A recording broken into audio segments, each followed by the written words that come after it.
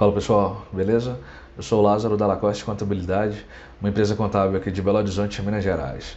Mas, dependendo da situação, talvez a gente possa ser útil à galera de outras regiões também. No vídeo de hoje eu vou falar sobre a Buser e as empresas de transporte de passageiros. Aí galera, só para ficar claro, nesse vídeo aqui eu não vou falar do ponto de vista do passageiro, mas eu vou focar no relacionamento da Buser com as empresas de frete. Então a gente vai falar dos órgãos reguladores, da legislação aplicável, CFOP, nota fiscal, a comissão que a Buser cobra, aposentadoria, lucro, esse tipo de coisa. Beleza? Espero que o vídeo possa ajudar aí.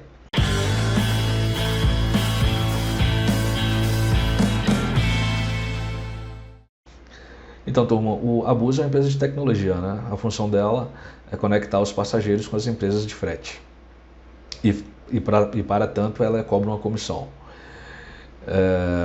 Então, esses ônibus que a gente vê aí com a adesivação da Buser não é de propriedade dela, mas sim das empresas parceiras. As empresas que tiverem interesse de trabalhar com a Buser, aí entra lá no site deles, faz o cadastro. Com certeza eles vão ter as exigências lá, né? Deve ter um time que cuida disso, e a quatro mãos, as empresas que atenderam os requisitos, aí desenvolve lá o modo de trabalho. A comissão varia de 5% a 20%, aí deve ter várias condicionantes, né? Mas é basicamente isso aí.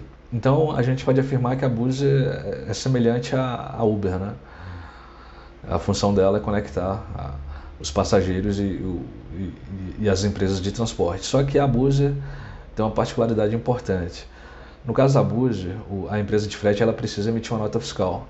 E toda nota fiscal precisa de um destinatário. Então, quem é o contratante do serviço de transporte é a própria Buser. Então, um exemplo numérico. Imaginemos que a viagem seja 10 mil, a Buser vai cobrar R$1.000 de comissão e 9 mil é da empresa de transporte. Aí essa empresa emite um documento fiscal, que é o conhecimento de transporte de outros serviços, modelo 67, nesse CFOP que a gente está vendo, do Código Fiscal de Operação. E o valor da nota fiscal eu entendo que deve ser o valor da comissão, né? Ou seja, dos 10 mil, 9 mil reais é faturamento da empresa e R$1.000 é faturamento da Buser, e sobre o faturamento é calculado os impostos. Tá bom? Então, no que se refere à Buser, é basicamente isso aí. Vamos falar dos órgãos reguladores. O segmento de transporte de passageiros, ele é dividido em dois grupos. Existem dois órgãos públicos que cuidam disso, que um é no nível nacional, que é a ANTT, a Agência Nacional de Transporte Terrestre, e o outro é no nível estadual. Aqui em Minas, por exemplo, é o DER, Departamento de Estrada de Rodagem.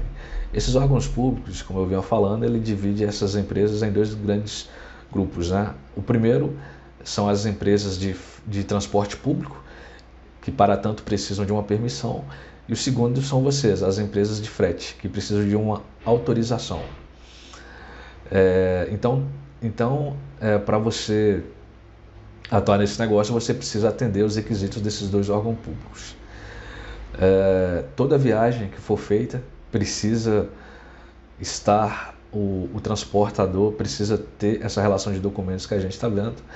Algumas outras exigências que esses órgãos públicos fazem. A empresa de transporte tem que ter pelo menos dois ônibus. O ônibus pode ser tanto financiado ou locado.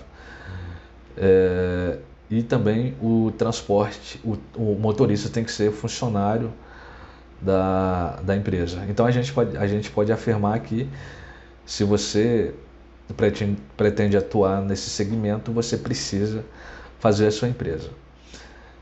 No que se refere a fazer a empresa, você vai gastar uns R$800 para abrir o CNPJ.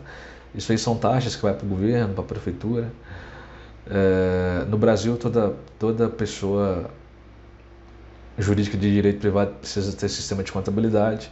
Então é o contador que vai cuidar disso, né? Da abertura, do licenciamento, né? No alvará, corpo de bombeiros, no meio ambiente, questões comuns a toda a empresa. Aí depois disso aí vem a emissão de nota fiscal, a apuração de folha de pagamento, a apuração do lucro. quando você vai abrir a empresa, você precisa definir o regime jurídico. Se você agir individualmente sem sócio, o melhor modelo é a sociedade limitada unipessoal, e se você tiver sócio, é a sociedade limitada. E uma vez que você tem sócio, haverá um documento chamado contrato social, e nesse documento vai haver a participação de cada sócio no capital social da empresa, na apuração do lucro. Capital social é o valor necessário para pôr a empresa de pé, até ela começar a se pagar. Bacana? O CNAE, que é o Cadastro Nacional de Atividades Econômicas, é esse que a gente está vendo aí. Beleza? Agora vamos falar um pouco da parte financeira. Essa imagem que a gente está vendo foi em 2 cenários que eu preparei. Um faturando 70 mil e o outro 300 mil por mês. São valores estipulados, valores que me parecem razoáveis. Aí eu coloquei algumas despesas comuns também. E na linha 31 eu calculei a rentabilidade, que é o que sobra, né? Coloquei uma margem de lucro aí na faixa de 15%. Na linha 33 eu coloquei o percentual efetivo de tributos. No Brasil tem 3 principais regimes tributários: Simples Nacional, Lucro Presumido e Lucro Real. Só que a lei não permite que empresas desse segmento, transporte de passageiros, sejam optantes do Simples.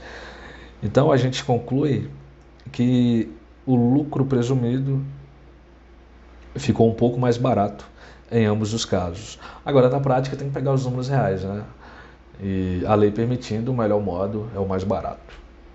Tá bom? Aí na linha 10, na linha 18, eu coloquei algumas despesas comuns, né? Aluguel do local lá, da garagem, do escritório, a comissão, né? Que a Buser vai cobrar, o seguro é obrigatório, né? Não apenas o seguro, aquele DPVAT, mas o seguro civil, né? Tem que ter toda viagem. Naturalmente, combustível, peças, alimentação, né? Dos funcionários, financiamento, caso o veículo seja financiado, e a depreciação. A depreciação é à medida que o bem vai sendo usado, né? O ônibus, por exemplo, ele vai perdendo um valor e você vai reconhecendo isso na contabilidade, e isso aí altera o lucro, que é a linha 29 aí, o que você faturou menos nas suas despesas. Tá bom? Coloquei empregados aí na linha 7, aí férias, FTC, FGTS, está tudo aí dentro. E na linha 21, a linha 24 eu calculei os impostos. O intuito do vídeo não é ensinar a calcular o imposto, então eu só calculei e joguei aí para vocês. Beleza? Vamos falar um pouco de Prolabore. O Prolabore é o salário do dono, né? Quando você é dono e trabalha na empresa, você não pode chamar todo o caixa retirado da empresa de lucro. Você precisa oferecer a tributação, a previdência social, pelo menos um salário mínimo. E você pode ficar livre, né, para decidir, respeitar do piso, que geralmente é um salário mínimo, e o teto, que atualmente é 6.400 alguma coisa, e naturalmente, né, se você recolher com o mínimo, quando chegar a ocasião de você se aposentar, você vai receber um valor menor. Se você contribuir com um valor maior, quando chegar a ocasião da sua aposentadoria, você vai receber um valor maior. E além da aposentadoria, tem outros benefícios também, né? Auxílio acidente, auxílio doença, as mulheres têm salário maternidade. Beleza? Bom, galera, os principais pontos são esses. Ainda sobre impostos, na linha 24 eu coloquei INSS, INSS faturamento. O INSS é opcional, né? Você pode, opcional assim, tem 2 formas de cálculo, né? Sobre a folha, que é 20% sobre o salário, sobre a folha de pagamento, ou 2% sobre o faturamento. Aí é opcional. Nesse caso eu coloquei sobre o faturamento, mas mais uma vez, né, o melhor modo é sempre o mais barato, a lei permitindo. Beleza? Bom, turma, o videozinho de hoje é isso. Vou ficando por aqui. Quem tiver chegado até aqui, tiver gostado, aquele like, se inscreve no canal e precisando também. Beleza?